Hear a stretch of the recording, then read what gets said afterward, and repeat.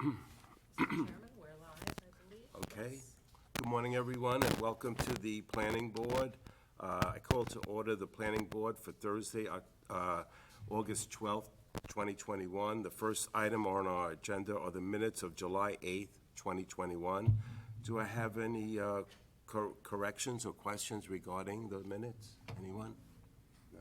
If not, then I would entertain a motion to approve. So moved. Okay. Do I have a second? Second. All in favor? Okay. Aye. The next item on our agenda is the Stone Free Trust at 33 Hither Lane. Is the applicant present? Yes, thank you. Morning. John Tarbett for the applicant. Yes. Okay, welcome. Thank you. Can you explain the project or what Sure. you'd like to do? So I represented the current owner not too long ago, probably last year, and in the closing process, we realized that it is a subdividable property. And while we have no intention of actually like selling the lots off, it makes sense from a planning perspective to go ahead and subdivide those because you never know in the future what may happen. The other thing is he's an artist, and by creating a second lot, it would allow him to build this artist studio that would actually be a house. The current village code doesn't allow for what he wants. He's actually a well-known artist. His name is George Condo. The current village code doesn't really allow him to build the artist studio he would like. So if he was to create two lots, we could get him an artist studio that would actually suit his needs. So that was the start of looking into the subdivision process. The property, I read Billy Hajak's memo. It's a pretty straightforward application. We agree there should be one driveway. So I think that resolves probably the biggest issue from a planning perspective. We don't need or want two driveways on this property. It just suits the street better to have one driveway. We would like that driveway to be, in actuality, we'd probably like to continue using the existing driveway because it's going to be in one ownership. But from a planning perspective, we'd like the driveway to be on the far eastern side where we propose it. It seems to make the most sense from, if you go out there, the topography of the property is a little, there's some topography issues and some landscaping issues where it just makes more sense for us to have it all the way on one side. And that's where we proposed it. It looks really close, whether we have a tree in the way or not. I still think even if the tree is in the way, it makes sense to put the driveway there and then agree to plant a suitable tree to replace it.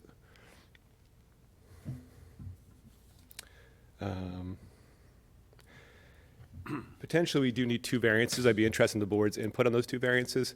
The first is that there actually is an artist studio actually it's a cottage on the property now. We would be proposing to convert that back into a garage and would rather not tear it down. But if we don't tear it down, then we probably need the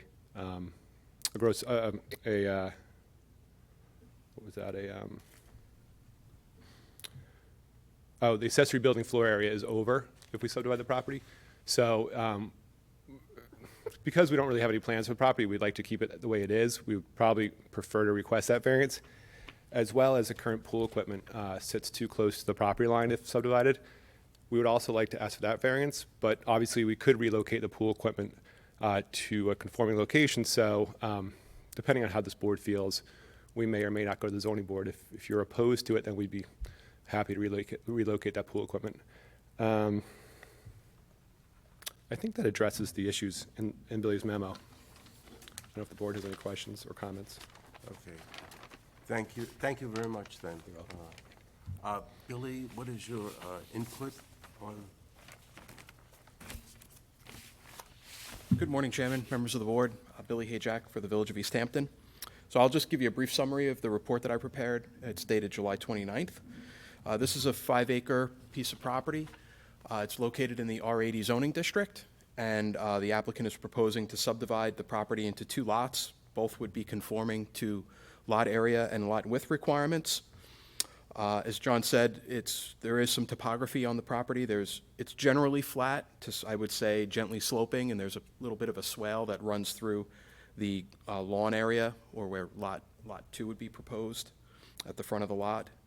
There are a number of mature street trees that exist along the road frontage of the property, and I think it's important or imperative that the subdivision map include or show the street trees, just for the purposes of designing any driveways or curb cuts. Avoidance of street trees, even though the applicant is offering to replace one, I think the board would be best suited to receive input from the Department of Public Works on whether or not it's better to just avoid removing street trees if possible. But we would know with certainty when the map shows all the existing street trees. The existing residence is pre-existing non-conforming in terms of its number of stories, so it's a 3-story residence. As John indicated, that their existing garage was converted into a dwelling unit, so it's legally pre-existing. That was done by virtue of a variance, and then a second variance was granted to enlarge that space, but there is still a garage component to the building. So in terms of the proposed lots, Lot 1 would contain 85,000 square feet. That's the property that would front directly on Hither Lane. Right. Lot 2 would be the rear lot. That would contain 3 acres or 133,000 square feet of area. That's proposed to be accessed via 20-foot wide access easement. I guess when we see new iterations of the map, we'll have to discuss the location of any new shared common driveways, and at that point, we can defer the map to the building inspector and the fire marshal to ensure that common driveways comply with the emergency vehicle access requirements. I offer no real objection to the general layout. It seems like a reasonable layout for the 2 properties. There are 2 variances that are required for existing improvements to remain, so the board cannot grant approval for this until the applicant obtains those variances. I'm going to jump around a little bit. In terms of the State Environmental Quality Review Act, the project is an unlisted action, so the applicant will have to submit the EAF Part 1. At that point, they can proceed with their variance request, and my recommendation would be that the planning board assume lead agency once the EAF Part 1 is submitted. In terms of referrals, once we finalize the location of the driveway and any drainage that has to be adjusted, I would recommend that the map be referred to the village's consulting engineer for his review. And the project does not require referral to the Suffolk County Planning Commission or to the town of East Hampton. It doesn't meet the threshold for referral to those agencies. So if you have any questions for me, I'd be happy to try to answer them. So you haven't really refined where the new driveway is going to be yet? I haven't, no. I mean, I mean, it's hard to without showing the street trees. I think we should see the street trees first. What's that? Yeah, I would encourage you to, because we don't know. I mean, there might be changes in the future, through the process. I think it makes sense to show all the street trees, but Okay. that's just my suggestion. Question I have is one of timing. If this division is granted and a house is constructed, but it may be many years in the future that there would be a need to change the driveway and other such things. And is it necessarily appropriate to address that now? Well, yes. So if the applicant proposes a shared common driveway, that'll be memorialized in an access easement, and that's a recorded document that is shown on the map, and it puts all the future owners at notice that that's the specific location where driveways must be created at all times. If they ever wanted to change that, they'd have to come back to the planning board and ask for a modification.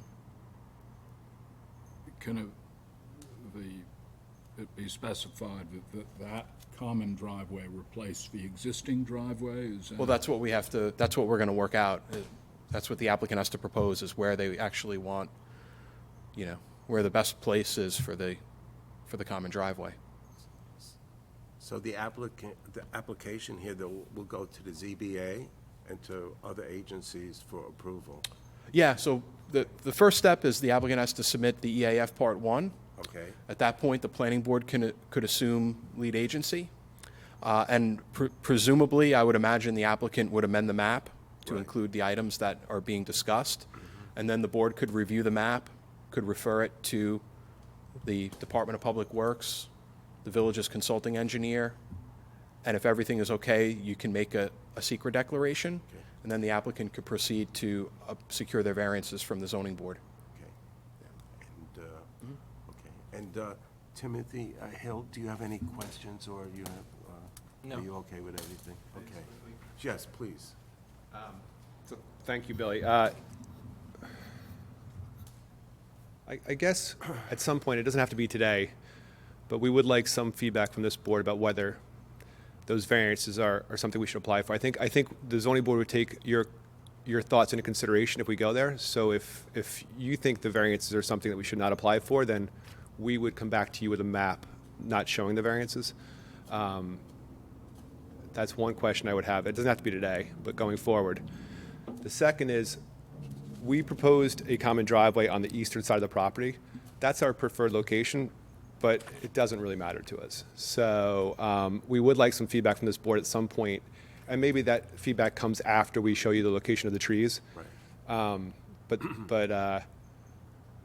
Yeah, I guess, I mean, the trees, what are they, $600 each or something to look? Not that much money. Well, they're pretty old. No, I mean, to survey them, I guess, not that much, yeah. My only thought was whether we, since we're proposing it on the eastern side of the property, whether we show you where the closest tree is, and if their tree is not impacted, maybe that's the location we should put the driveway, as opposed to going out and flagging locating all the trees, and then trying to design around that. So my question would be, if I were to go out and have the tree closest to where we're proposing the driveway flagged, and somehow that tree is not impacted by the proposed driveway, whether we sort of live with that location, or if there's something else we should be considering. I just, personally, I think it makes sense to survey, because we don't know if there's, the Department of Public Works might have an opinion on it, the village engineer might have an opinion. Yeah, that's my question, is whether should we put it out to them and ask them if that location is, Make a decision without having the information. okay, so we'll locate all the trees, that's fine. I think I mean, this is a new application, and from listening to all the people here, I think what we need to do is, there's a lot of variables. I think we need to see the total input and get the input from each person or each agency that's involved with it. I think we should have it totally surveyed, so it's very easy to jump into something and then you realize, wait, there's other items. And I think there's just too many variables to try to cut out variables Yeah, now. no, my only question was whether we ask for their input now or after, and I'm fine. sorry, My only question was whether we ask for the building inspectors and the DPW's input now, or whether we wait until after we flag the trees and then ask them. I don't. I think we should I'm fine wait. with the. I'm fine with, My opinion is. That's fine. I think we Well- should wait, and we should wait till all the agencies get back to us so we can make an educated decision on, because there are a lot of variables here, in my mind. Billy, do you agree, or? I think he agrees. You agree? Yeah, that was my suggestion. That's a great idea you had. Just to survey the trees. Survey it. This way we know what we're dealing with when Yeah. we're deciding where the driveway is. Exactly. Where the driveway goes. Yeah, exactly. Is that really, that's the big issue then, right? Nothing else that we should be doing between now and the next meeting? Okay, great. From the requested variances, from my personal opinion, the pool equipment, it would be a variance from a proposed lot line, so a future owner of lot 2 kind of knows what they're getting. They're going into it with eyes wide open. I don't think that seems like a big hurdle. And the garage, it was formerly a garage that was converted into habitable space by virtue of a variance, so putting it back as a garage, again, I don't think that seems like a heavy lift. Right. Yeah. We'll wait, we'll deal with that next time. Yes, yes. But that's good initial feedback, thank you. Thank you. Any questions or anything? Okay. Good. Okay. So then, why don't we go ahead and follow that Okay, so procedure there? we'll come back to you with a revised survey showing the street trees. Exactly. EAF Part 1. Yeah, part 1. Okay. Thank you. Thank you. Is there any other questions or input? No? Okay. Are there any questions? No questions from the board? Then may I ask for adjourn the meeting? May I have a motion to adjourn? Motion. Do I have a second? Second. All in favor? Aye. Thank you all. Wait, this is